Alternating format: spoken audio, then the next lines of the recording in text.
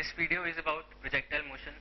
In this video we are going to discuss three things: the range of a projectile, the maximum height achieved by a projectile, and the time of flight of a projectile.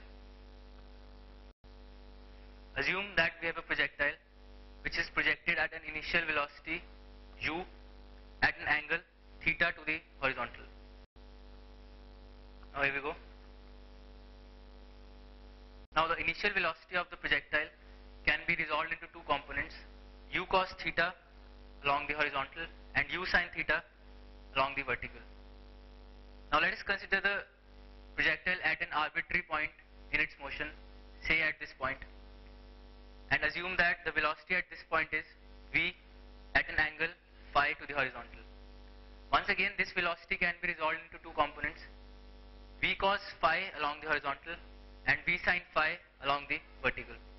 What we have to realize here is that since gravity is acting downwards, the gravity will have no effect on the horizontal component of the projectile's velocity.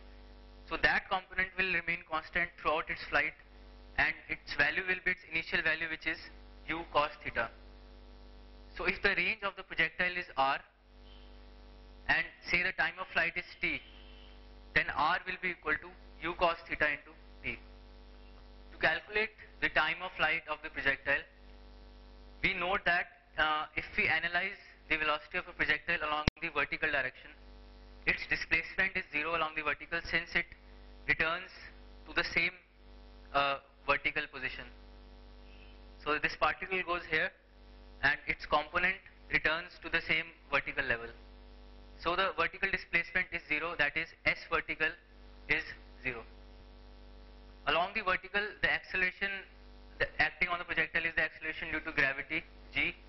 So we can say that since the initial vertical component of the velocity is u sin theta, so we have the relation S vertical is equal to 0 is equal to u sin theta into t minus half gt square. This relation gives us a time of flight as t is equal to 2u sin theta by g.